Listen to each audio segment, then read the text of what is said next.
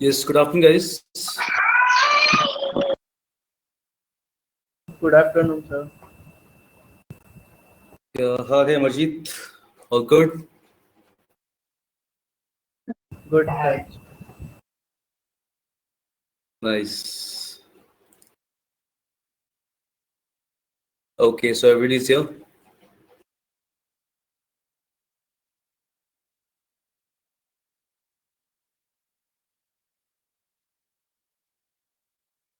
Okay, the last class, mein, what did we do?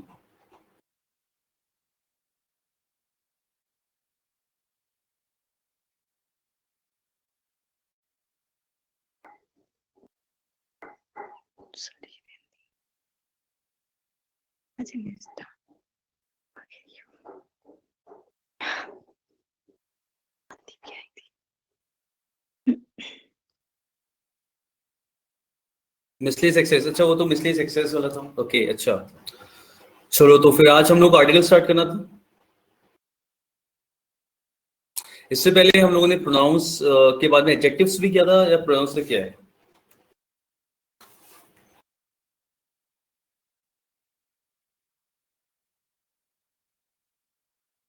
Pronounce करा है. Okay, चलो चलो ठीक है, फिर we can start with articles today.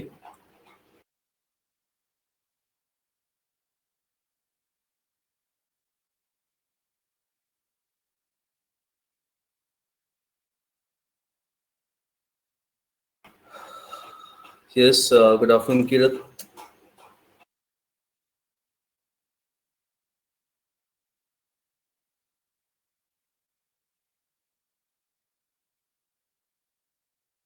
चलिए, तो फिर will start with articles.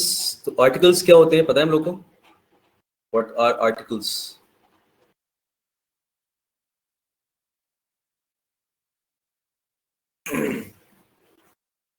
A and the.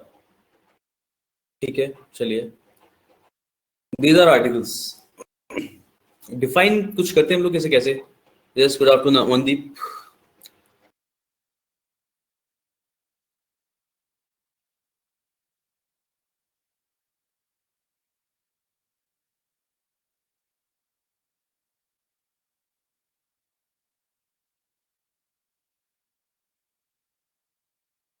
देखो, आर्टिकल्स वो वर्ड्स होते हैं. Articles are the words, I would rather say expressions. ठीक है, तो articles are the words which define a noun as specific और नॉन स्पेसिफिक. ठीक है, आर्टिकल्स हम लोगों ने, यानी आर्टिकल्स वो वर्ड्स होते हैं जो किसी भी नाउन को डिफाइन करते हैं एज स्पेसिफिक और नॉन स्पेसिफिक. ठीक है, समझते हैं क्या मतलब है इसका? यस, गुड आफ्टरनून कविता. नंबर या स्टेट को प्रेजेंट रिप्रेजेंट करने के लिए, ठीक है, नंबर भी दिखाता है. ए और एन की अगर बात करें तो ठीक है, बिल्कुल सही.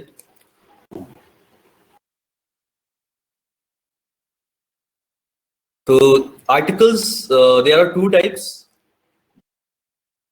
Definite and indefinite, right?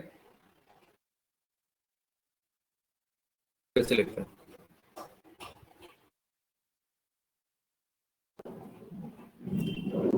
तो दो तरीके के थे हमारे articles, definite and indefinite.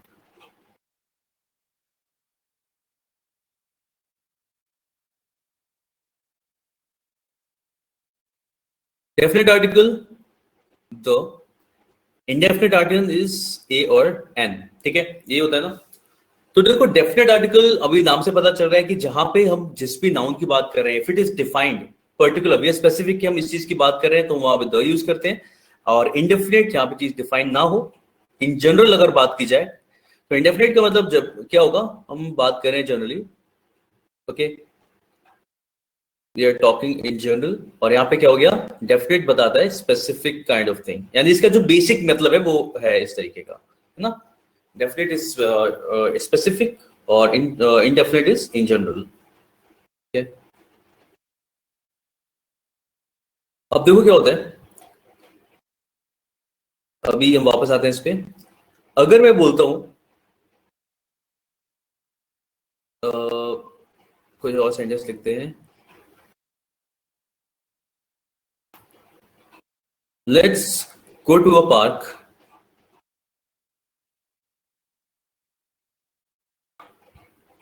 Let's go to the park.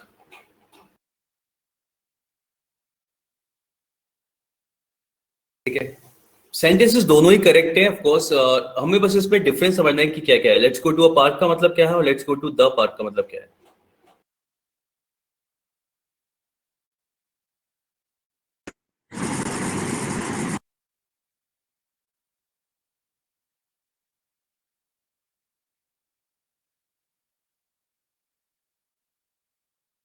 चलिए ठीक है, भी मान सकते हैं हम लोग, ये मतलब एक ही पार्क है।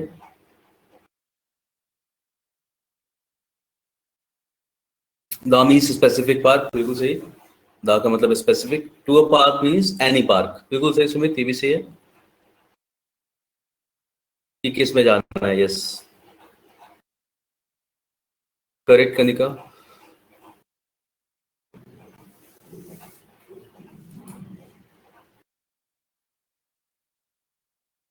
सर यस, ये कोई कॉमन पार्क होगा और द स्पेसिफिक होगा कोई नेम। हाँ, ये कोई कॉमन पार्क कोई भी चीज, और द स्पेसिफिक पार्क। अब तो देखो हमारे बोलने में डिफरेंस है ना दोनों में। अगर मुझे बोलना है तो यस विशाखा, ये मतलब कोई भी park. When I say let's go to a park, ऐसा साउंड करता है चलो किसी पार्क में चलते हैं, तो ये बिल्कुल सही था कि आपने बताया था यहाँ पे कि हम क्या, ये क्या मतलब होता है इसका, एनी वाले सेंस में होता है, बिल्कुल सही है ना। Let's go to a park यानी कि किसी भी पार्क में चलते हैं, ठीक है। और let's go to the park, जहां पे, अच्छा मैं अगर ऐसे बोलूंगा चलो let's go to the park, तो अगर मैं बोल रहा हूँ चलो पार्क में चलते हैं, तो अगर मेरे बोलने से ये चीज डिफाइंड है कि हम कौन से पार्क में जा रहे हैं, तो मैं इतना श्योर होकर बोलूंगा कि चलो पार्क में चल रहे हैं, तो मैं पता है हमारे घर के पास जो पार्क है मैं उसी की बात कर रहा हूँ, let's go to the park. या फिर हम लोग हमेशा उसी पार्क में जाते हैं जो डिफाइंड है कि वहीं जा रहे हैं। तो इस चीज को ऐसे भी बोला जाता है कई बार समझाते समय कि जब लिसनर और स्पीकर, यानी जो बोल रहा है और जो सुन रहा है, उन दोनों को पता है हम किसके बारे में बात कर रहे हैं, किस चीज के बारे में, यानी कि वो चीज डिफाइंड हो गई तो हम द यूज करते हैं। ठीक है, let's go to the park, तो इट इज डिफाइंड कि चलो पार्क में चलते हैं। जब हम बोलते हैं let's go to a park, it's like कि मेरे को किसी भी पार्क में जाना है इन जनरल, कि भाई कोई भी पार्क में चलते हैं, बस थोड़ी देर टाइम स्पेंड करना है, घास देखते हैं, वापस आ जाएंगे। Okay, let's go to a park, तो वहां पे आप यूज करते हो, इसका मतलब है एनी पार्क। ठीक है, तो ये हो गया हमारा इन जनरल कोई भी पार्क, और ये हो गया स्पेसिफिक एक पार्क। अच्छा देखो, शहर में अगर एक ही पार्क है तो आप हमेशा द ही यूज करोगे, है ना। फिर तो आपको चॉइस ही नहीं बची, फिर तो अपने आप ही डिफाइंड हो गया कि let's go to the park. जैसे हम लोग स्कूल में या कैंटीन में होते हैं ना, अभी बाहर हम लोग तो बोल सकते हैं कि भूख लग रही है, let's go to a restaurant, तो किसी भी रेस्टोरेंट में जा सकते हैं। लेकिन स्कूल में या कॉलेज में हम लोग होते हैं तो फिर अभी ना let's go to the canteen, generally एक ही कैंटीन होती है हमारे यहाँ, तो let's go to the canteen, तो भी डिफाइंड है कि वहीं जाना है तो द कैंटीन बोलेंगे हम लोग। ठीक है, इस तरीके से काम करते हैं इसमें। अब देखो, ये तो एनी वाला यूज हो गया। अब अगर मैं बोलता हूं I need a pen, I need a pen, अब यहाँ पे देखो दो दो चीज डिफाइन कर रहे हैं। ये पहला तो उससे समझ में आता है कोई भी चलेगा, बिल्कुल सही, यानी एनी वाले सेंस में यूज कर रहे हैं। और कितने पेन चाहिए ये भी पता चला है ना, हमें ये भी पता चल रहा है कि हमें कितने चाहिए, एक ही चाहिए, मतलब एक ही चाहिए और कोई सा भी चलेगा। I just need a pen to write something, ठीक है, उसके लिए ऐसा है। तो आई नीड अ पेन, तो यहाँ पे यानी कि जब आप ए और एन यूज करते हो किसी भी चीज के साथ में, तो पहली चीज तो हमें पता चलता है कि भाई इन जनरल बात चल रही है एनी वाले सेंस में, और दूसरा जो उससे पता चलता है वो है हम किसी स्पेसिफिक एक चीज की बात कर रहे हैं। तो सॉरी, किसी स्पेसिफिक चीज की नहीं, किसी एक ही चीज की बात करेंगे, या एक ही चाहिए। तो ए और एन जब आप यूज करते हो तो आपको वन बोलने की जरूरत नहीं होती, कई बार आप बस बोल देते हो देयर वाज अ बॉय, तो अभी एक लड़का था के लिए मैं देयर वाज वन बॉय बोलने की जरूरत नहीं है, देयर वाज अ बॉय, उतना काफी है। ठीक है, तो ये है इसका यूज सबसे पहला। तो इंडेफिनिट आर्टिकल जब हम यूज करते हैं, यानी ए और एन जहां भी लगाते हो, ये सबसे पहली चीज तो इन जनरल बात करता है कोई भी वाले सेंस में, एनी वाले सेंस में। और दूसरा है, ये यूज होता है हमेशा किसके साथ में, हमेशा सिंगुलर काउंटेबल नाउन के साथ में। It is use with singular countable noun. ठीक है, सिंगुलर काउंटेबल बिकॉज भाई हमने देखा किसी चीज को आप वन बता रहे हो। अब देखो हम इस चीज को समझ सकते हैं, अगर आप किसी चीज को काउंट कर सकते हो तभी उसके आगे ए लगा सकते हो, है ना। कोई चीज काउंटेबल होगी, अगर कोई चीज काउंटेबल है ही नहीं तो हम उसे वन भी नहीं बोल सकते, हम वन वाटर नहीं बोल सकते कि I need one water. You can take one glass of water या वन बॉटल ऑफ वाटर, ठीक है, लेकिन वन वाटर नहीं बोल सकते। तो इसीलिए हमेशा कहा आएगा काउंटेबल के साथ में यूज होता है। तो हम अब बुक बोल सकते हैं, अब पेन बोल सकते हैं, कुछ भी इस तरीके की चीज बोल सकते हैं जो भी काउंटेबल है। ठीक है, and elephant, they are also countable. ठीक है, डेफिनेट की बात करें, अब डेफिनेट का यूज जो होता है वो केवल डिफाइन करने के लिए होता है और ये हर जगह आ जाते हैं, हर जगह यूज किया जा सकता है अगर चीज डिफाइंड है, डेफिनेट सेंस में यूज कर रहे हैं तो they can be use with singular countable, plural countable और अनकाउंटेबल, है ना। एब्रीविएशंस के लिए हाँ किरत हम वो सारे अभी यूज के समझेंगे कि कहाँ कहाँ यूज किया जाता है, मतलब सारे यूजेस वो हम लिस्ट अभी देखेंगे कि द का यूज कहाँ कहाँ करते हैं। अभी हम बस बता रहे हैं मतलब उसको डिफाइन करें कि सिंगुलर काउंटेबल के साथ भी, प्लूरल के साथ भी और अनकाउंटेबल के साथ भी हम सब जगह से यूज कर सकते हैं। मतलब अगर बहुत सारी पेन्स हैं या बुक्स हैं तो हम बोल सकते हैं द बुक्स। जैसे मैं अगर बोलता हूँ the books which you see on the table are mine, कि वो बुक्स जो टेबल पे देख रहे हो वो मेरी हैं, मतलब मैं सारी बुक्स की बात नहीं कर रहा, जो टेबल पे है वो मेरी है। डिफाइन कर दिया मैंने, द यूज कर लूंगा। तो द बुक एक के लिए भी हो सकता है और द बुक्स प्लूरल के साथ भी बोल सकते हैं हम लोग सेम, ठीक है। और अनकाउंटेबल जैसे द वाटर, ठीक है। अब इसमें देखो एक और सेंटेंस हम समझते हैं एग्जांपल के साथ में। अगर मैं एक सेंटेंस बोलता हूं water is essential for life, water is essential for life, ठीक है। वाटर हम लोगों ने यहाँ पे बोला, अब आपको पता है कि अनकाउंटेबल होता है तो हम इसके साथ ए और एन नहीं लगा सकते, है ना। ए वाटर नहीं बोल सकते हम लोग, ठीक है। लेकिन शीतल यहाँ पे द वाटर भी नहीं बोल सकते ना हम लोग, क्योंकि ये कैसा सेंटेंस है, this is your general sentence. मैंने डिफाइन नहीं किया कौन सा वाटर, मैंने केवल बोला कि water is essential for life, ये जनरल सेंटेंस है ना। अगर मैं बताता हूं कौन सा वाटर, जैसे तो वाटर, हाँ स्पेसिफिक नहीं है। अब अगर मैं डिफाइन करूं कि कहाँ का पानी या किस जगह का किस चीज का पानी, the water of this pond, मान लो मैं किसी पॉन्ड की बात कर रहा हूं, water of this pond is clean, ठीक है। The water of this pond is clean, ठीक है। तब मैं डिफाइन कर रहा हूं कि कौन सा पानी, इस पॉन्ड का पानी, तो I will use definite article with this noun, क्योंकि आपने डिफाइन कर दिया। यानी कि अनकाउंटेबल के साथ आप द यूज करते हो जब वो चीज डिफाइंड होती है, और अगर इन जनरल बात कर रहे हो, जैसे वाटर बोला हमने केवल, water is essential for life, तो आर्टिकल यूज नहीं होगा, ठीक है ये चीज।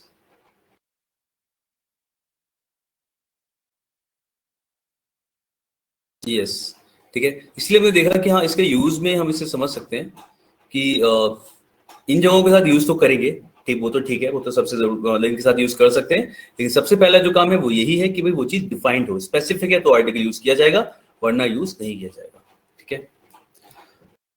अब देखते हैं, यानी कि किसी भी नाउन के साथ में आर्टिकल कौन सा लगाना है वो देखने से पहले में सबसे पहले वो देखना है कि वो चीज डिफाइंड है या नहीं। अगर वो डिफाइंड है तो हम द लगाएंगे, अगर डिफाइंड नहीं है तब देखिएगा सिंगुलर है और अनकाउंटेबल है नहीं। अगर अनकाउंटेबल है तो अनकाउंटेबल और सिंगुलर है तो आप ए और एन लगाओगे, वरना कोई भी आर्टिकल नहीं लगेगा, ठीक है। अच्छा इसको और एक और एग्जांपल समझते हैं कि कैसे होता है जब आप किसी को इंट्रोड्यूस करते हो ना, जैसे आपने कोई स्टोरी पढ़ी, ठीक है, द का यूज कब होता है, जैसे once there was a boy या once there was a king, ऐसा कुछ आपने एक स्टोरी शुरू करी कि once there was a king, एक बार एक किंग था, ठीक है। आपने इसे एक बार इंट्रोड्यूस कर दिया, अब हमें पता है हम इसी किंग की बात कर रहे हैं उस स्टोरी में, तो एक बार इंट्रोड्यूस करते समय कि once there was a king, तब तो आप अ किंग यूज करोगे। इसके बाद स्टोरी में हर जगह उसके लिए कैसे बोला जाता है, द किंग, है ना। Then the king went to the jungle, then the king went to the forest, then the king went to his palace, ऐसा कुछ भी बोलोगे तो नेक्स्ट में हर जगह उसके साथ किंग आएगा, क्योंकि अब हमें पता है कि हम किस किंग की बात कर रहे हैं, और जब इंट्रोड्यूस किया था तो हमने केवल अ किंग बोला, ठीक है। तो ये काम होता है, तो जहां पे हम लोगों को यानी कि स्पीकर और लिसनर दोनों जानते हैं वहां डेफिनेट, जहां डिफाइन कर दिया वहां पे आएगा, वरना नहीं। इसीलिए ऐसा है कि किसी भी आर्टिकल, किसी भी नाउन के साथ में आर्टिकल लगाते समय पहले तो हमें देखना है वो चीज क्या है, डेफिनेट है या नहीं। डेफिनेट होगी तो द लगाएंगे, इनडेफिनेट है फिर बारी आती है ए और एन की, और ए और एन का कॉन्सेप्ट हम लोगों को पता है, यानी डिफाइंड है तो अनडाउटेडली द आ जाएगा चाहे कैसा भी नाउन हो। और अगर इनडेफिनेट है तो हम ए और एन की बात करते हैं, और इसमें तो हम लोग जानते हैं ए कहाँ यूज होता है, विद कॉन्सोनेंट साउंड, और एन यूज करते हैं विद वोवल साउंड, बिल्कुल सही, ठीक है, an is used with vowel sounds, ठीक है। अच्छा यहाँ पे हम लोग वोवल साउंड बोल रहे हैं बिकॉज साउंड से मतलब क्या होता है यहाँ पे, जैसे अगर आप बोलते हो किसी भी चीज के लिए, बहुत बार ऐसा होता है कि स्टार्टिंग में वोवल आ रहा होगा लेकिन साउंड उसमें कॉन्स्टेंट का होता है। यस किरण, सुनने में क्या साउंड आता है वही। कई बार ऐसा होता है स्टार्टिंग में वोवल है, मतलब ए ई आई ओ यू जो हमने सुने हैं, ठीक है, तो ऐसा होता था ना स्कूल में छोटे क्लास में, तो हम लोगों ने सिंपल ऐसे ही सीख लिया था कि चलो ठीक है, ए ई आई ओ यू जहां आता है उसके साथ में हम लोग एन लगा लेते हैं, ठीक है। बट स्टिल हमें उस टाइम पे भी कुछ एक्सेप्शंस बताए गए थे। यस, ठीक है, हमें ऐसे वाले एक्सेप्शंस बताए थे ना कि यार ऑनेस्ट में एच साइलेंट होता है तो हम एन ऑनेस्ट मैन बोलते हैं, या फिर हम एन आर बोलते हैं, ठीक है। तो स्टार्टिंग में कॉन्सोनेंट है बट स्टिल क्योंकि यहाँ पे साउंड क्या बोलते हैं, एच का साइलेंट है, इसलिए एन आर साउंड ऐसा करता है, ओ यू आर बोल रहे हैं लेकिन एन आर लिखा होता है, एच होता है, बट एच कैसा होता है हमारा, साइलेंट होता है, तो an hour an an honest man ऐसा बोलते हैं हम लोग, ठीक है। तो ये तो हो गया कॉन्सोनेंट के लिए। वोवल के साथ भी ऐसा होता है ना, जैसे European, European person, European country, कुछ भी ऐसा बोलते हो, ठीक है। A unique person,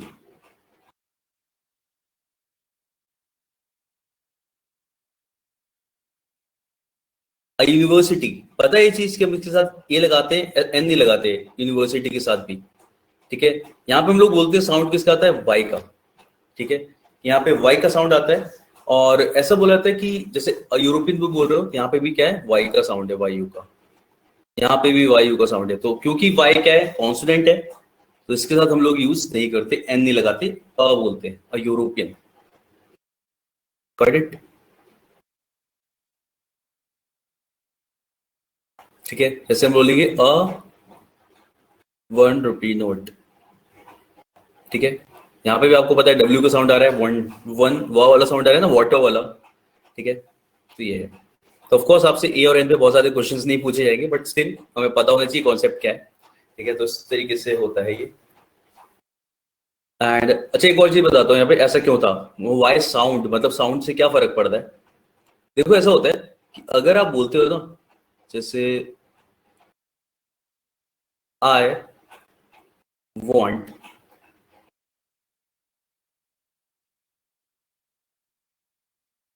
I want Apple, ठीक है,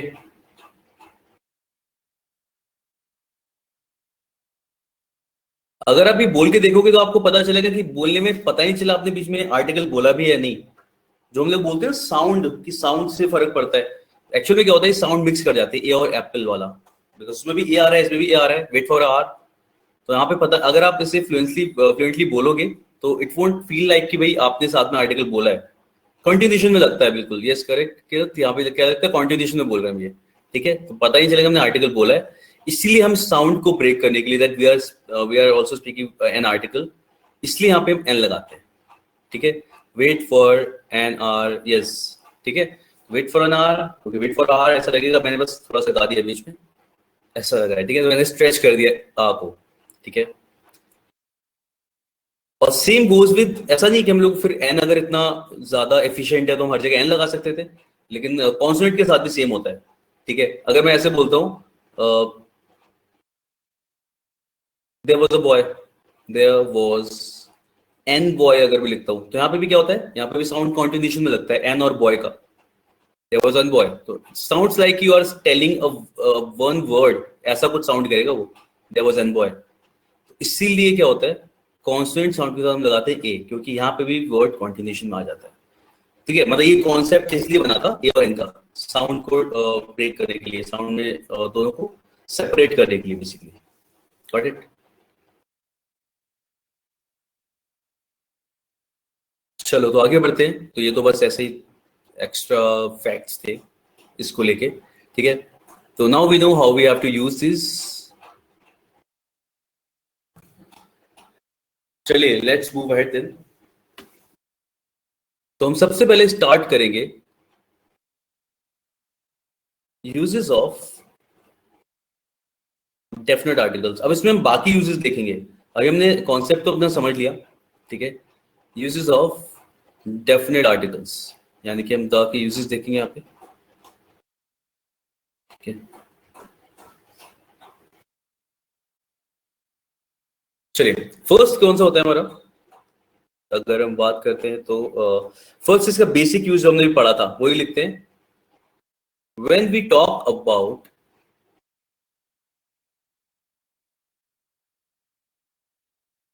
a particular person, thing or animal, मतलब कोई भी चीज, ठीक है, मतलब एनिमल अलग से लिखने की जरूरत होती है, किसी पर्टिकुलर स्पेसिफिक चीज की बात करोगे आप तब द लगाते हो। जैसे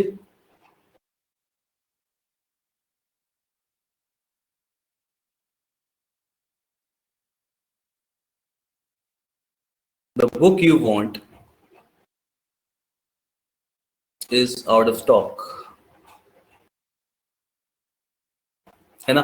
तो अभी यहाँ पे ऐसा नहीं है कि बाकी बुक्स नहीं, बाकी बुक्स है, लेकिन कौन सी बुक नहीं है जो आपको चाहिए थी। तो when you are talking about specific thing, तब आप उसके द लगाते हो, the book you want is out of stock. ठीक है, तो बेसिक यूज है जो हमने अभी तक अपने एग्जांपल्स में देखा स्टार्टिंग में। यस, नाउन से पहले लगता है, बिल्कुल सही, और उस नाउन से पहले जिसकी हम बात कर रहे हैं। तो the book you want is out of stock, तो ऐसा नहीं कि बाकी बुक्स नहीं, बाकी हैं, बट वो वाली नहीं जो आपको चाहिए थी। ओके, तो ये इसका बेसिक यूज हो गया। सेकंड की तरफ बढ़ते हैं।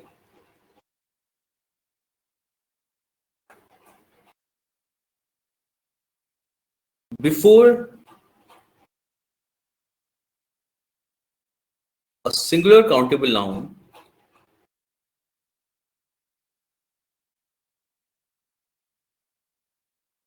to represent an entire class or category, किसी भी सिंगुलर काउंटेबल नाउन के साथ में आप यूज करते हो जब आप उसकी पूरी क्लास या पूरी कैटेगरी की बात कर रहे होते हो तब। ठीक है, फॉर एग्जाम्पल जैसे अगर मैं बोलता हूं the horse is a useful animal, है ना, the horse is a useful animal. तो अब सेंटेंस को देख के क्या लग रहा है, वैसे हमने पढ़ा था द यूज करते हैं तो हम स्पेसिफिक पर्टिकुलरली एक चीज की बात कर रहे होते हैं। क्या यहाँ पे हम किसी एक चीज की बात कर रहे हैं, क्या हम एक ही हॉर्स की बात कर रहे हैं, और हॉर्सेस, है ना। हम पूरी कैटेगरी की बात कर रहे हैं, we are representing the entire category और क्लास ऑफ दिस एनिमल, है ना, ऑल हॉर्सेस, यस। ठीक है, तो आपने लिखा इस तरीके से the horse is a useful animal, आपने सिंगुलर काउंटेबल के साथ में लिखा है, लेकिन आप रिप्रेजेंट कर रहे हो पूरी कैटेगरी को, बिल्कुल सही। ठीक है, अब एक चीज समझो, यहाँ पे सेंटेंस में डिफरेंशिएट करना बहुत ही आसान है। जैसे मतलब ऐसा नहीं होगा कि आपको डाउट हो सकता है कि हम एक की बात कर रहे हैं, प्लूरल की बात या स्पेसिफिक की बात कर रहे हैं। जैसे अगर मैं ऐसा कोई सेंटेंस बोलता हूँ the horse which you see in the ground is mine, ठीक है। इफ आई से समथिंग लाइक दिस, तो आपको कोई डाउट नहीं होगा इसमें कि हाँ भाई हम एक ही हॉर्स की बात कर रहे हैं, ऑफ कोर्स इंडेफिनिट उसी हॉर्स की बात कर रहे हैं, सामने दिख रहा है हमें, है ना। तो ये रूल मतलब कभी भी ऐसा नहीं होता कि कंफ्यूज करे, बिकॉज आप आराम से पता लगा लोगे सेंटेंस को पढ़ के कि हम कैटेगरी की बात कर रहे हैं या फिर हम लोग किसी स्पेसिफिक की बात कर रहे हैं। तो वो यूज अलग हो गया, ये वाला अलग यूज है इसका, कि हम अगर कैटेगरी को भी रिप्रेजेंट करना चाहें तो उसके साथ में हम द लगा सकते हैं। ठीक है, तो इसको हटा देते हैं because we know already know about this one. Specific के साथ हम द यूज कर ही सकते हैं, ऑफ कोर्स। ठीक है, तो कैटेगरी को रिप्रेजेंट करने के लिए आप इस तरीके से लिखते हो। सिमिलरली किसी और चीज की कैटेगरी, जैसे the computer is a useful machine. ठीक है, जो बोला ऑफ कोर्स हमारा मतलब है सारे कंप्यूटर्स, यानी कि सारे कंप्यूटर्स यूजफुल हैं। इन जनरल मैंने बात कह दी the computer is a useful machine. ठीक है, इसमें एक एक्सेप्शन आता है, एक्सेप्शन है मैन एंड वुमन। ठीक है, जनरली हमारे जो जितने भी जनरल सेंटेंस बनते हैं ना मैन को लेके, ह्यूमंस को लेके, ठीक है, जब हम लोग पूरे ह्यूमन काइंड को रिप्रेजेंट करते हैं, जैसे अगर हमें बोलना होता है man is a social animal,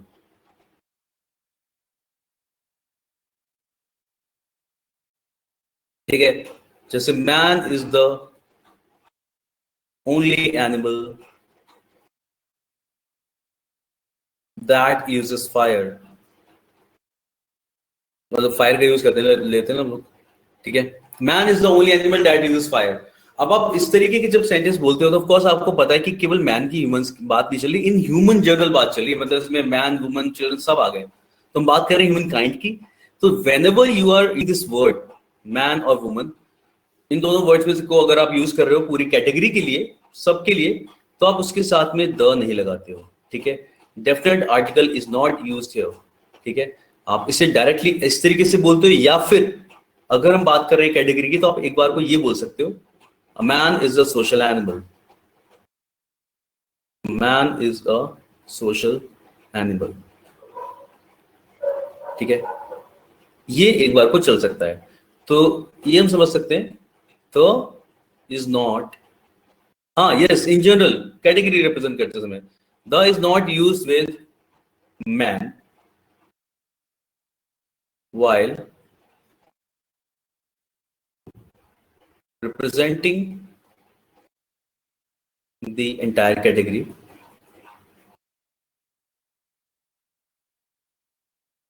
However,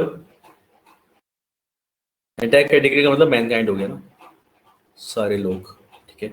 However, A can be used, यानी कि हम अ मैन बोल सकते हैं, ठीक है। अमन नहीं है, this is a man, okay. A man अभी बोल सकते हो। I hope this is clear.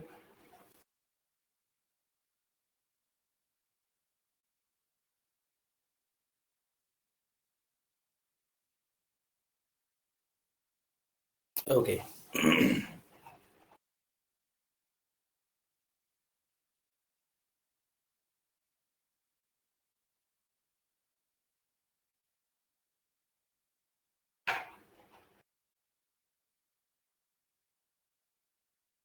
Manual exception ये है कि हम लोग क्या करते हैं, इसमें बस इतना था कि जब आप हम लोगों ने पूरा ऊपर वाले एग्जांपल्स जो देखे, राहुल, इसमें क्या होगा देखो, यहाँ पे अगर हॉर्स को हम कैटेगरी के लिए कर रहे हैं या कंप्यूटर को लिए कर रहे हैं तो हम दा लगाते हैं, सारे कंप्यूटर्स की बात कर रहे हैं तो सिंगुलर के साथ हम दा लगा देंगे। लेकिन जब आप बात करते हो मैन की, हम सारे ह्यूमंस की बात कर रहे हैं, अगर मैन को अगर सोच मतलब एज अ कैटेगरी रिप्रेजेंट करने के लिए यूज करना है, तो मैन के साथ आप द यूज नहीं कर सकते। अगर यहाँ पे the man is a social animal लिखा होगा तो द गलत होगा। The man is the only animal that uses fire, ठीक है, तो उसके साथ हम दा नहीं लगाएंगे जब भी मैन को कैटेगरी रिप्रेजेंट करने के लिए यूज करना है। हालांकि हम उसके साथ में ए यूज कर सकते हैं, ये एक्स्ट्रा यहाँ पे कि हाँ इसके साथ ए आ सकता है, a man is a social animal तो बोल सकते हैं, a man is the only animal fire ऐसा बोल सकते हैं, क्लियर। तो कैटेगरी रिप्रेजेंट करने में दा यूज नहीं होगा, वरना बाकी तुम अगर बात कर रहे हैं द मैन जो वहां बैठा है ऐसा कुछ बोलना हो तो तुम यूज कर लेंगे, कोई दिक्कत नहीं, ठीक है। चलो, अब यहाँ पे थोड़ी सी और कॉन्सेप्ट क्लियर करते हैं। जैसे मैं बोलता हूँ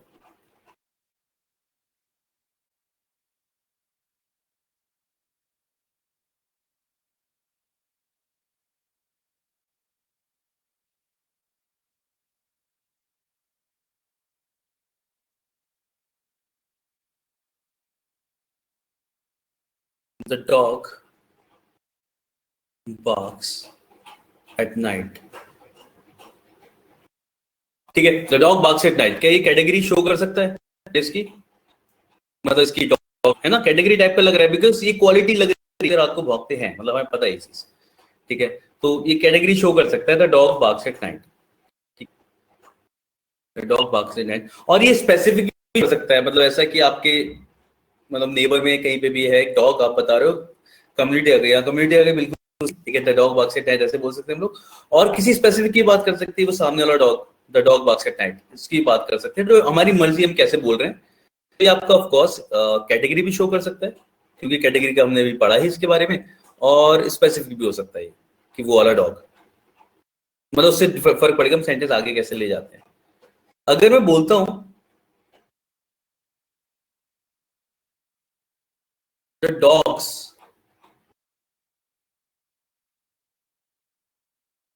bark at night,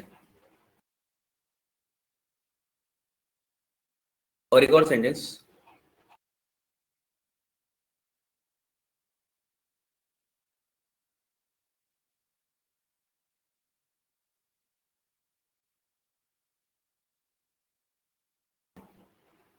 देखो मैंने दोनों सेंटेंस लिखे इसलिए, ठीक है। तो इसे हम मान लेते हैं फर्स्ट, इसे सेकंड है, इसे नंबर 3, ठीक है। तो सेकंड क्या होगा, the dog bark at night, ये क्या शो कर रहा है?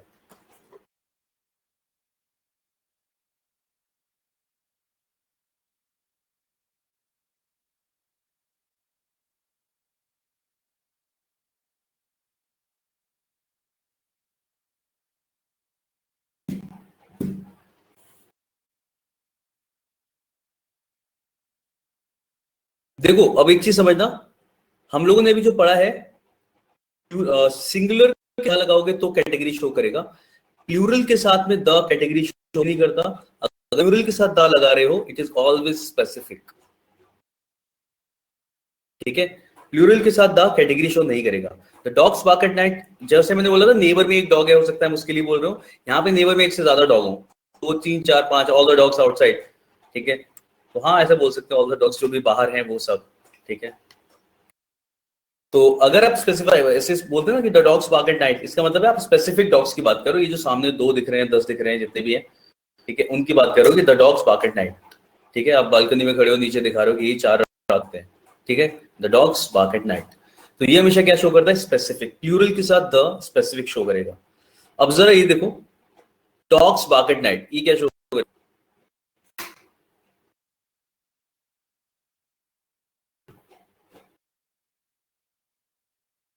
सारे कुत्ते हैं, बिल्कुल सही। ये हमेशा बात करेगा कैटेगरी, जनरल कैटेगरी बोल सकते हैं, जनरल बोल सकते हैं, जो आपका मन करे, ठीक है। ये कैटेगरी रिप्रेजेंट करता है, dogs bark at night.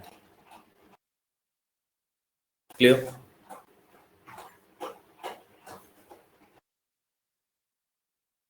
Sentence हमें कैसे फॉर्म, थोड़ा सा उस पर डिपेंड करेगा।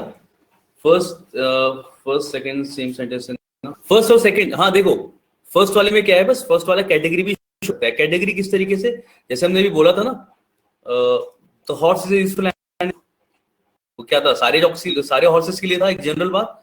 तो ये हमारे ऊपर डिपेंड करेगा हम क्या बोलना चाहते हैं। The dogs bark at night, sorry the dog barks at night, ये कैटेगरी कर सकता है और ये स्पेसिफिक व्यू शो कर सकता है, ठीक है। अगर आप किसी एक डॉग की बात कर रहे हो, सामने कोई भी है, तो उसके लिए भी आप द डॉग लिख सकते हो। और अगर आप कैटेगरी की बात करोगे, उनकी हैबिट होती है, ऐसा ही करते हैं वो हमेशा, रात को भौंकते हैं, तो उसके लिए भी आप यूज कर सकते हो द। तो वही करता है। पहला वाला एग्जांपल पढ़ा था ना कि the horse is useful animal and the horse which you see in the ground, हम डिफरेंशिएट कर पा रहे थे ना, ये वैसा ही है, ये वैसा ही कि हम कहना क्या चाह रहे हैं उस पर डिपेंड करता है। तो ये दोनों शो कर सकता है, सिंगुलर के साथ द। लेकिन मेरा मेन कॉन्सेप्ट यहाँ पे बस इतना था, मतलब जिस पे आप फोकस करना है आपको, वो ये है कि प्लूरल के साथ अगर आपने द यूज किया है, the dogs bark at night, ये हमेशा स्पेसिफिक होता है, ये कभी भी जनरल कैटेगरी शो नहीं करता। ये हमेशा स्पेसिफाई करेगा, बताना पड़ेगा कौन से डॉग्स स्पेसिफिक होगा, किसी स्पेसिफिक डॉग्स की बात कर रहे हैं हम लोग। क्लियर है चीज? तो प्लूरल के साथ में द कैटेगरी शो नहीं था, वो हमेशा स्पेसिफिक डॉग्स की ही बात करेगा। और अगर आप प्लूरल यूज कर रहे हो और द नहीं लगा रहे हो, तो वो कैटेगरी शो करेगा। इतना कॉन्सेप्ट आपको याद रखना है। तो प्लूरल के साथ द स्पेसिफिक और without the general category. Yes, चलिए आगे बढ़ते हैं फिर इसमें।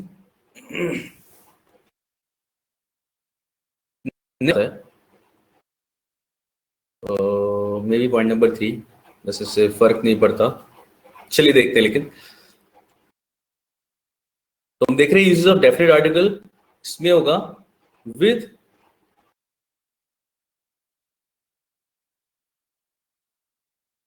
एन एडजेक्टिव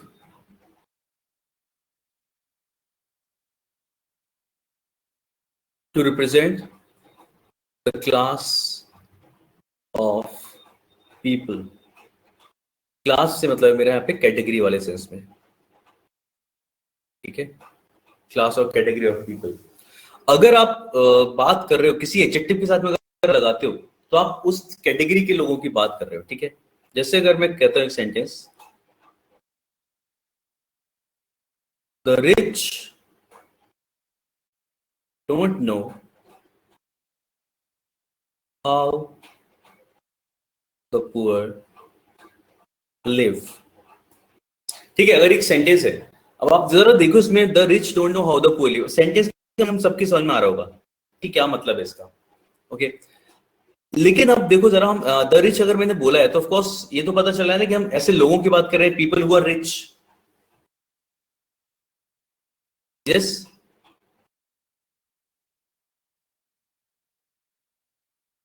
ठीक है। अब देखो यहाँ पे मैंने रिच मैन, ह्यूमन ऐसा कुछ भी नहीं लिखा, बट स्टिल इट इज ऐसे लोगों की बात की जा रही है ऐसे। और वैसे देखा है ना तो रिच जो है, रिच हमारा क्या है, रिच एडजेक्टिव है। Rich is adjective, rich, richer, richest, ठीक है, रिच एडजेक्टिव है। तो ये कहा जाता है कि किसी एडजेक्टिव के साथ में आप द लगाते हो जब आपको वैसे लोगों की बात करनी हो, उस कैटेगरी के लोगों की या उस तरीके के लोगों की। तो द रिच का मतलब हो जाएगा people who are rich, people who are rich, ठीक है। तो सेंटेंस का मतलब ये है यहाँ पे कहने का कि जब भी आप एक एडजेक्टिव को यूज करना चाह रहे हो लोगों को दिखाने के लिए वैसे लोग, उसके साथ आप द जरूर लगाओगे, तभी बात बात पता चलेगी कि हम उन लोगों की बात कर रहे हैं। यानी कि सेंटेंस को हम लोग ऐसा नहीं लिख सकते थे, the rich don't know how poor, sentence गलत हो जाता, ठीक है। अगर सेंटेंस इस तरीके से कहीं दिखता है आपको कि ऐसे बोला कि don't know how poor live, तो हमें समझ में तो आ रहा है, लेकिन तरीका सही लिखने का नहीं है ये। सही लिखने का तरीका क्या होगा, the rich don't know how the poor live, ठीक है। The rich don't know how the poor live, तो यानी के साथ में द लगाएंगे तभी हमारा मतलब होगा कि वैसे लोगों की बात कर रहे हो। अगर आप केवल इस वर्ड की बात करते हो रिच की, तो रिच तो क्या है, एडजेक्टिव है। रिच का मतलब लोग नहीं हो सकता, रिच तो कुछ भी हो सकता है, rich quality of something, rich person और एनीथिंग। तो रिच हम किसी चीज के लिए बोल सकते हैं। तो द पुअर। अच्छा, नेक्स्ट क्वेश्चन इस पे क्या आता है, देखो नेक्स्ट क्वेश्चन आता है ये। अब हमें एरर बताना है, the rich don't know how the poor lives.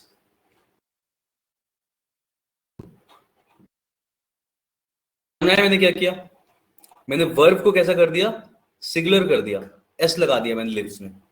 The rich don't know how the poor lives.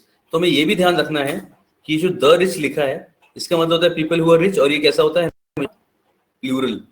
तो द अगर आप एडजेक्टिव के साथ लगाते हो तो वो क्लास तो बताता है उन लोगों की कैसे लोग, और वो हमेशा कैसा बनाता है, नाउन, प्लूरल नाउन, ठीक है। यानी कि आपने द रिच लिख दिया तो भी क्या बन गया, एक नाउन बन गया। तो the rich don't know how the poor lives, lives नहीं आएगा, यहाँ पे क्या आ जाएगा, लिव। ये कॉन्सेप्ट समझ में आया, प्लूरल वाला, कि मैंने एस हटा के यहाँ पे एस नहीं लगाना है ऐसा, ठीक है। ये चीज देखो तो ऐसा है, अगर मुझे बोलना होता द रिच, अगर द रिच सिंगुलर होता तो मैं यहाँ पे डज नॉट लिखता ना, डजंट लिखता, मैंने लिखा डोंट, जो कि कैसा है, प्लूरल है। इसलिए हमने यहाँ पे क्या लिखा, लिव, जो भी कैसा है, प्लूरल है, ठीक है।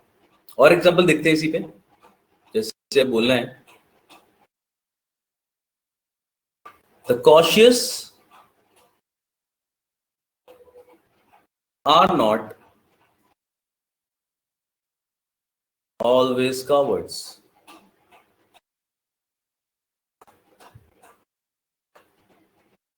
The cautious are not cowards, है ना। तो अब यहाँ पे cautious क्या हो जाएगा, cautious ये नाउन है, ठीक है, द लगा दिया हमने, इसका मतलब होगा क्या, प्लूरल। हाँ यस, बिल्कुल सही, प्लूरल नाउन है हमारा, इसीलिए देखो हम लोगों ने वर्ब कैसे लगाया, प्लूरल लगाया है, ठीक है। दिस इज, और इसका मतलब क्या हो जाएगा कि नहीं शीतल, वो कवर्ड्स ही रहेगा, we are not always cowards, it's fine. Plural, जैसे हम प्लूरल लेके चल रहे हैं ना, इसलिए हमने उसे प्लूरल कर लिया, और कवर्ड्स भी हमारा नाउन ही होता है।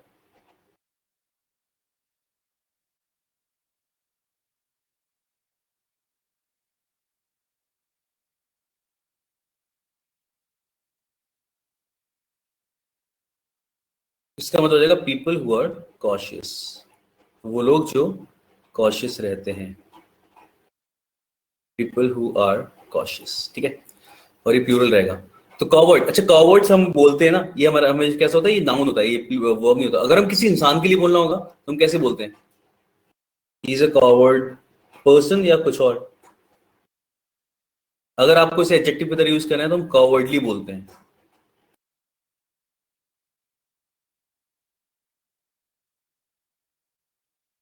ठीक है। एडवर्ब भी यूज होता है, वो एडवर्ब की तरह भी यूज होता है और एडजेक्टिव की तरह भी यूज होता है।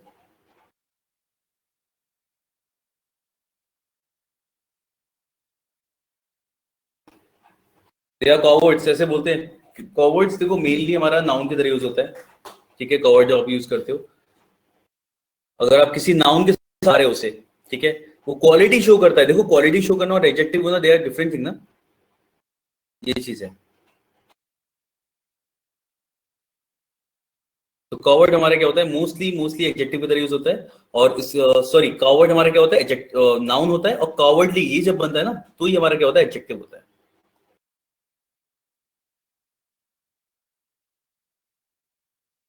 क्लियर है प्रज्ञा?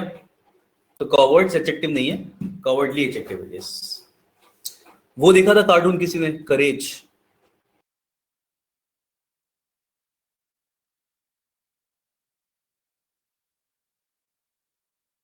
ठीक है, करेज क्या लिखा होता था, उसका नाम था करेज द कवर्डली डॉग। यस ठीक है, करेज द कवर्डली डॉग। यस ठीक है, तो उसके साथ हम क्या लगाते हैं, एल वाई लगाते हैं। ठीक है, the courage the cowardly dog. और तो पता है उस टाइम पे जब when I used to see this, तो मेरे को लगता था कि कवर्डली डॉग थोड़ा सा दिक्कत थी। मैंने ठीक है चलो याद रहेगा। नाउ वी नो कि भाई उससे कवर्डली डॉग क्यों बोल के एडजेक्टिव यूज करना है, तो कवर्ड डॉग नहीं बोलते, कवर्डली डॉग। कवर्डली से एडजेक्टिव बनता है। ठीक है, चलिए ठीक है ना, तो ये क्लियर हो गया विद एन एडजेक्टिव जब हम इस तरीके का बोल रहे हो। इस पे क्वेश्चन देखो, if they are going to ask a question तो कुछ किस तरीके से आएगा। कलर चेंज कर जाए, काफी देर से हम ब्लू से लिख रहे हैं, बस ब्लैक। ओके, अगर क्वेश्चन होता है ऐसा,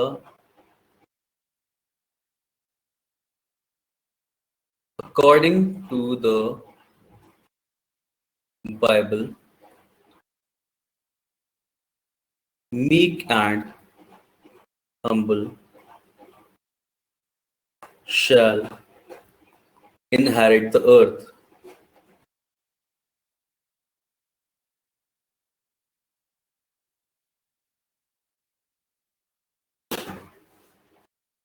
ठीक है, अब आप इसमें एरर फाइंड करें, क्या होना चाहिए।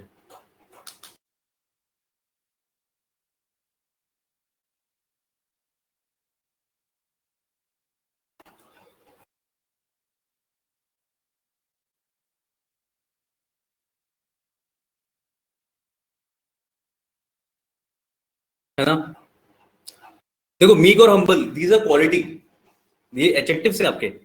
Humble person is a very humble person, ऐसा ना। तो मीक भी क्या है, मीक भी आपका क्वालिटी है। जैसे हम हिंदी में बोलते हैं सीधे साधे लोग, तो द मीक, बिल्कुल सही। अच्छा, दूसरी भी तो क्वालिटी, हम दोनों के साथ द लगाएंगे, हम बोलेंगे the meek and the humble. Yes correct, ठीक है ना, the meek and the humble. तो दोनों के साथ आप एडजेक्टिव लगाओगे, और सॉरी दोनों के साथ डेफिनेट आर्टिकल लगेगा, तब मतलब होगा ऐसे लोग। तो सेंटेंस क्या कह रहा है कि बाइबल के अकॉर्डिंग इस तरीके के लोग ही अर्थ पे, हाँ बिल्कुल क्लास आ गई, बताया भाई ऐसे लोग, कैसे लोग भाई, जो सीधे साधे हैं, हम्बल हैं, विनम्र हैं, शांत हैं। ठीक है, तो मीक और हम्बल साथ में यूज हो जाते हैं, दे आर ऑलमोस्ट सिनोनिम। जैसे हम सीधे साधे लोग बोल देते हैं ना, तो साथ में बोल देते हैं सीधे साधे लोग, सीधे लोग से भी काम चल जाएगा। तो वैसे meek and the humble shall inherit the earth, यानी ऐसे लोग भी इनहेरिट करेंगे अर्थ को, ऐसे लोगों को ही अर्थ मिलेगी। ठीक है, तो इस तरीके से you use definite article with this. याद होगा मैंने आपको एक बार बताया था, we were doing some questions, blind के साथ मैंने द लगाया था, याद होगा।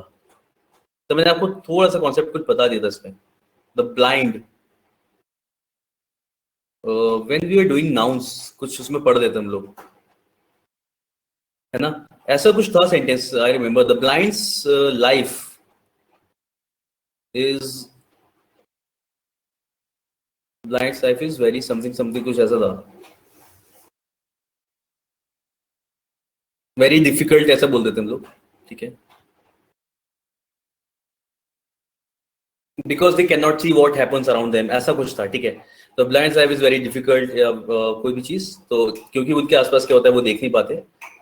अब अगर ऐसा बोल रहे हो, मिजरेबल था शायद ये मेरे को भी लग रहा है मिजरेबल था। The blind life is very miserable because they can't see what happens around them. ठीक है, वेरी मिजरेबल। ठीक है, चलो इसे यहाँ पे समझते हैं। ठीक है, आगे जो भी कुछ था, because they can't see what happens around them, तो इसको हम लोगों ने करेक्ट किया था, याद है। हमने बोला था द ब्लाइंड्स लाइफ नहीं बोलते हम लोग, अपोस्ट्रोफी नहीं लगाएंगे, हम क्या बोलेंगे, the life of the blind. Yes, the life of the blind, बिल्कुल सही। क्योंकि मैंने आपको बताया था कि भाई द लगा रहे हो ना इसके साथ में, ब्लाइंड तो एडजेक्टिव होता है, एडजेक्टिव के साथ फिर ये ऐसा साउंड करता है जैसे हम एडजेक्टिव के साथ में अपोस्ट्रोफी लगा रहे हैं। क्योंकि द के साथ मिलके ही पूरा नाउन बनता है और इसके साथ में एपोस्ट्रोफी एस नहीं लग सकता। यस, क्योंकि वैसे क्लास की बात हो रही है, तो ब्लाइंड तो एडजेक्टिव है। ब्लाइंड इसलिए मैंने बताया था, ब्लाइंड पर्सन भी हो सकता है, ब्लाइंड डॉग, ब्लाइंड गवर्नमेंट, कुछ भी हो सकता है ब्लाइंड तो, ठीक है। तो आप the life of the blind, यहाँ पे ये जाके प्लूरल नाउन बनता है, ठीक है। Now it's a plural noun. अब ये नाउन बना कि उन लोगों की लाइफ काफी मिजरेबल होती है, ठीक है। तो इसलिए हम लोग द के साथ जब भी इस तरीके से बनाएंगे उसके साथ एपोस्ट्रोफी एस भी नहीं लगाते हैं, ठीक है। तो चलो, ये तो मेरे ख्याल से क्लियर है। अब आगे बढ़े, ठीक है। तो this is how you use adjective. और कुछ भी आपको ऐसे बोलना होता है तो एडजेक्टिव के साथ आप दा लगा दो, उसका मतलब होगा वैसे लोग, ठीक है। तो पीपल, द ब्लाइंड मतलब पीपल हु आर ब्लाइंड, ठीक है।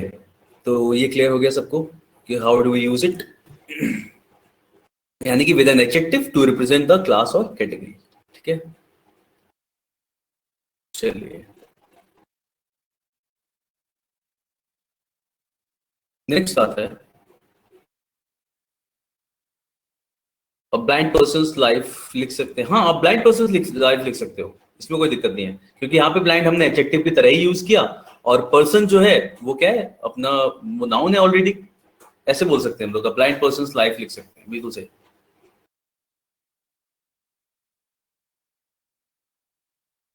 चलिए नेक्स्ट आता है हमारा, आई फॉरगॉट द नंबर, चलो 4 डाल लेते हैं।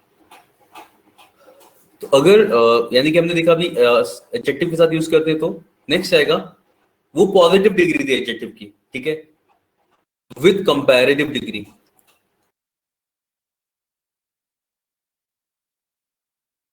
यानी एडजेक्टिव की कंपैरेटिव डिग्री के साथ में कभी यूज कर सकते हैं,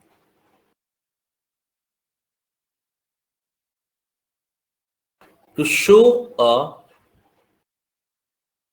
सिलेक्शन while comparing, ठीक है। मतलब क्या, अच्छा डिग्रीज तो सबको पता है एडजेक्टिव्स की, पॉजिटिव, कंपैरेटिव, सुपरलेटिव, है ना। हाई, हायर, हाईएस्ट, ये तो हमने कभी ना कभी डिस्कस किया होगा, ठीक है। और यहाँ पे हम लोग लगा लेते हैं मोर और मोस्ट, यानी जिसको आप ईआर लगा के नहीं बना पाते उसके साथ आप मोर या मोस्ट यूज कर लेते हो, ठीक है। तो अगर मैं एक सेंटेंस लिखता हूं, he is more intelligent than his brother,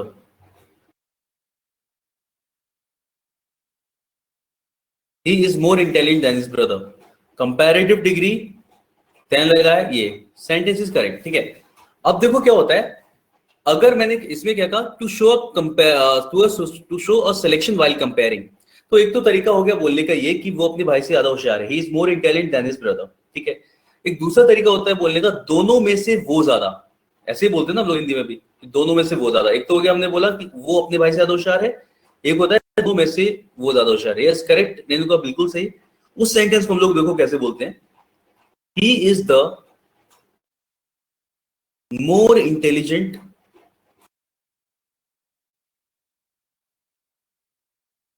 of the two brothers,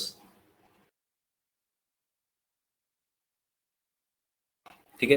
he is the more intelligent of the two brothers, तो ऑफ द टू ब्रदर्स दिखा रहा है भाई, उन्हीं दोनों की बात चल रही है, और उन दोनों में से मैं एक को सिलेक्ट करके दिखा रहा हूं कि भाई कौन, ही, तो ही इज मोर इंटेलिजेंट। ऐसे केस में आप कंपैरेटिव डिग्री के साथ में द लगा देते हो, ठीक है। तो ये है मतलब हमारा कि हम लोग कंपेयर करते समय एक को सिलेक्ट करके दिखाएं कि भाई दोनों में से वो ज्यादा इंटेलिजेंट है या कुछ भी। वन कहां पे, मतलब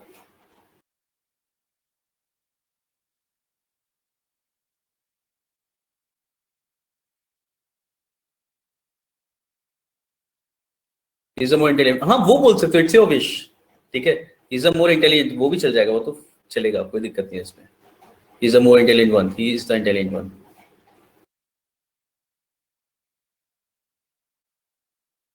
अब देखो क्या है, जैसे ऑफ द हम स्टार्टिंग में भी लिख सकते हैं, जैसे of the two girls she is the better singer, of the two girls she is the better singer, ठीक है। तो of the two girls she is the better singer, तो अगेन आपने वही किया, द बेटर लगाया, देखो कंपैरेटिव डिग्री के साथ बेटर। अब इसमें जो वैसे एडजेक्टिव का पार्ट है, लेकिन मैं आपको बता देता हूँ क्योंकि समझ में तुम्हें कॉन्सेप्ट अगर आ रहा है तो। हमेशा जब भी आप ऐसे बोलते हो ना, हमेशा दो के लिए यूज होता है ये। दो की बात चली होगी तभी यूज किया जाएगा कंपैरेटिव डिग्री, जब हम दो की बात करें, उन दोनों में से वो ज्यादा, उन दोनों में से वो ज्यादा, कुछ भी ऐसा बोलोगे it works for two only, ठीक है, ऐसा वाला कॉन्सेप्ट। ऐसा नहीं होगा अगर वहां पे बोल दिया ऑफ द थ्री गर्ल्स, ठीक है, of the three girls she is the better, तब गलत हो जाएगा। तो हम बोलेंगे of the three girls she is the best, of the three girls ऐसा कुछ बोल सकते हैं, she is the best, of the three girls she is the best singer, या ठीक है। तो तीन अगर बात कर रहे हो तो क्या आएगा हमारा, फिर कम सुपरलेटिव डिग्री आ जाएगा। तो हम दो की बात कर रहे होते हैं इस तरीके से, तभी आप यूज करोगे दिस, ठीक है, क्योंकि बेटर नहीं होगा कोई, यस, फिर हमें पता चलेगा किससे ज्यादा, मतलब तीनों से ज्यादा बोलना है तो हम सुपरलेटिव डिग्री यूज कर लेते हैं, ठीक है। तो एक की कॉन्सेप्ट हो गया जहां पे हम लोग कंपैरेटिव डिग्री के साथ में दा लगा लेते हैं, ठीक है। चलिए टाइम एक और पढ़ लेते हैं इसमें।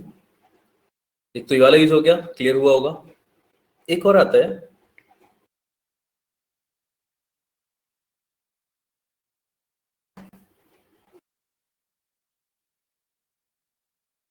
with comparative degree,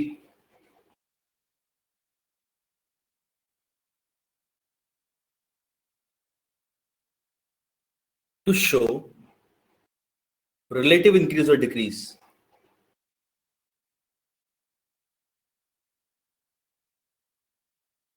ठीक है। कंपैरेटिव डिग्री के साथ में रिलेटिव इंक्रीज या डिक्रीज दिखाना हो तो आप यूज करते हो इसे, ठीक है। क्या मतलब है, जैसे अगर आप बोलते हो the higher you go, this is something जो मैं बोलने से पता चल जाती है कि हाँ ऐसे बोला जाएगा। The higher you go the cooler it becomes, बोलते हैं ऐसे, जितना ऊपर जाओगे उतना ठंड। तो रिलेटिव इंक्रीज या डिक्रीज, कि जितना ऐसा कर रहे हो उतना ऐसी चीज हो रही है, ऐसा जब भी आप बोलते हो तो उसके साथ में आप दा लगाते हो कंपैरेटिव डिग्री के साथ। The higher you go the cooler it becomes, ठीक है। The more they get the more they want,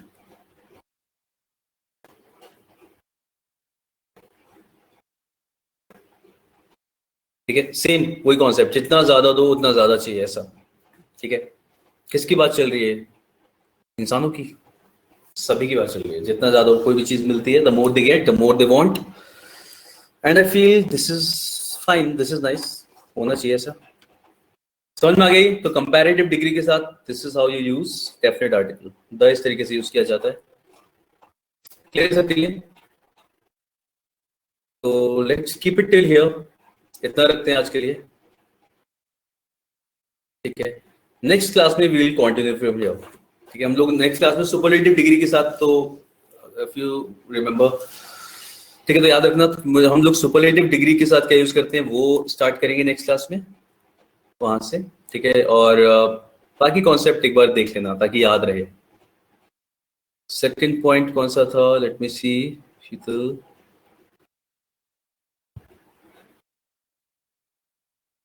this one,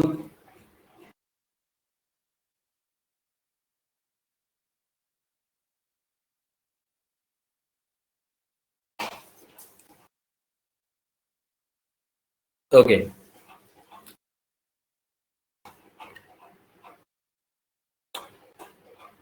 चलिए ठीक है, फिर हम लोग मिलते हैं नेक्स्ट क्लास में। तब तक यू टेक केयर, सब लोग एकदम सेफ रहो, आराम से, stay inside, stay safe, and will meet in the next class. Thank you guys.